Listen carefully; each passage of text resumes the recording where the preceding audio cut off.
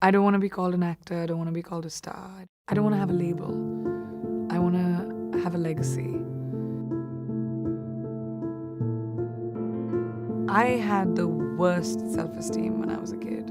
I was made fun of because of the way I talked, because of where I came from. I was made fun of on every level. And the only way you can change that is setting goals for yourself and saying, I will be the best version of me. When I was 18 and I started doing movies, I gave myself a year and a half. And I said, if I sense that I'm not good at what I'm doing and I don't see something opening up for me, I'm gonna go back to college. I always had a plan B. I still always have a plan B. And that's what I always tell young people, that, life doesn't end. It just keeps moving. You have to put your blinkers on and find what you do best and just keep moving. I want to be known as someone who has goals and achieves them. And whatever they might be, wherever they might be, I want to be limitless. I want to break stereotypes. I want to go where no man or woman has gone before. And it might be a scary path, and it might be a path that no one's taken, but at least it'll be just mine. I believe in destiny. Besides Beyonce, I'm Destiny's favorite child. Because I feel like destiny and hard work go hand in hand. There are some things that are inexplicable that happen. I wanted to be an engineer, or at least my life. I can't speak for everyone else. And I'm an actor. That was no one in my entire family had ever been in show business. It was the most bizarre thing to comprehend because I come from an extremely academically inclined family. My parents are doctors, my entire family was like double PhDs, MDs, like way to set your children up for failure, but that's who they were. And I feel like I was put into, in retrospect, I was put into places and things happened in my life that made me ready for things in the future. So in retrospect, I really do believe in destiny. I feel like I was picked out of, I was sent back to India, like you said, because this career was ahead of me. I was always creative in school, but I didn't know what to do with it. I used to write, I did plays, I would do school, but my aspiration was never to be creative. And now that I've found this vocation, I'm producing, I write columns, my creativity comes out in whatever way it can. And I think somehow something guides you. What that is, I don't know. I don't have a name for it. I don't think it's a religion. I don't know if it's God. I don't know what it is. But I think something is bigger than us. And I believe that. Okay. You can't wait for destiny. That's being entitled. No one can be that. You can't be like, oh, destiny's going to knock on my door one day. No, it won't. You have to be able to recognize opportunities.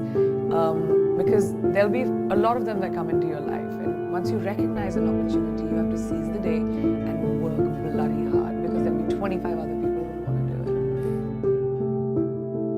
it. To be really honest, I was never in a mission to break, to shatter anything. All I wanted was to chase my dreams, my ambitions. I wanted to evolve. I wanted to become the best version of me that I could be. And of course, in Priyanka Chopra style, along the way, I wanted to smash and break every obstacle that came my way, which I did. But that does not mean that the glass ceiling doesn't exist. Of course it exists. And countless of women and men, mostly women, run into it in their professional and personal. There's only one you, okay? Because there's no one like you. And I don't mean the superfluous, superficial parts. I'm talking about the core of you, who you are inside, your values, your beliefs, your flaws. And once you understand who really that person is, you would have taken the first step in finding your unique self. And that is the best version of you. Who am I really? Most often, we don't allow ourselves the ability to dream beyond our imagination. We don't allow ourselves to think about the future because we are afraid of change. We are afraid to move away from what is familiar. Either that or sometimes, we are too rigid to let our dreams evolve. Just loosen up, shake it off a little bit. Change is the only constant thing in life, and you are never too old or never too experienced to learn something new.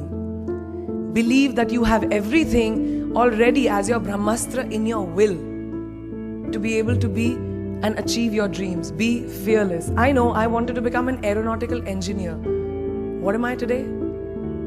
I'm an actor, I'm a singer, I'm an author, I'm a producer, I'm an artist.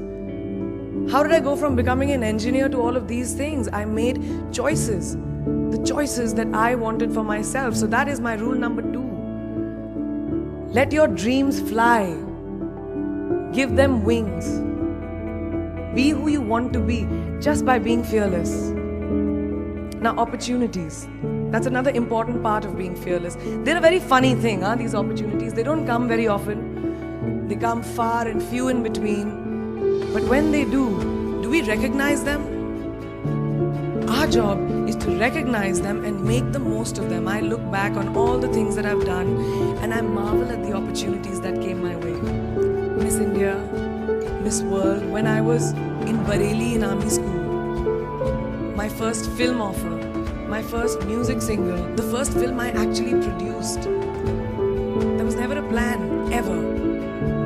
More like the universe sort of guiding me towards these opportunities. All I had to do was recognize them and make sure I worked so hard that I squeezed every drop out of these opportunities.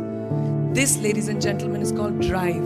It's called ambition. So no matter where you are in life, rule number 3 is you have never arrived enough to explore new opportunities. And there's nothing wrong with being ambitious. Now, for all of you guys who like everything in life, I don't think there's anything wrong with wanting to have the whole cake and eat it too. And there's nothing wrong with that. As long as you're not harming someone or doing something wrong, don't be scared to want more for yourself than you ever thought you could. I'll give you a small example. A few years ago, I was shooting a film called Dawn 2. You've heard of that, right?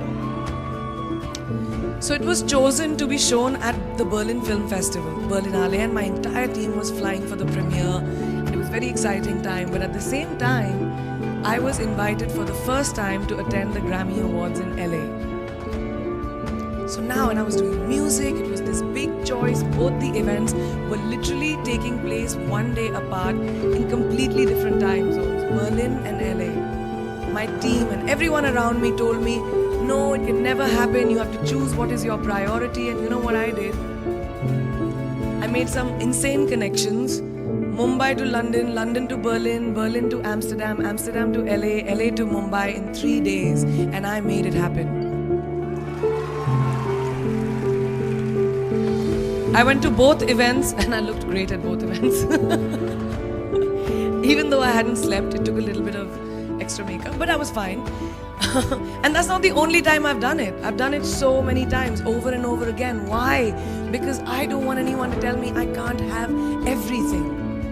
I want to dream of everything and I'll have everything. So rule number 4, be greedy. Be greedy for your ambitions. Be hungry for it. Don't live on someone else's benchmarks.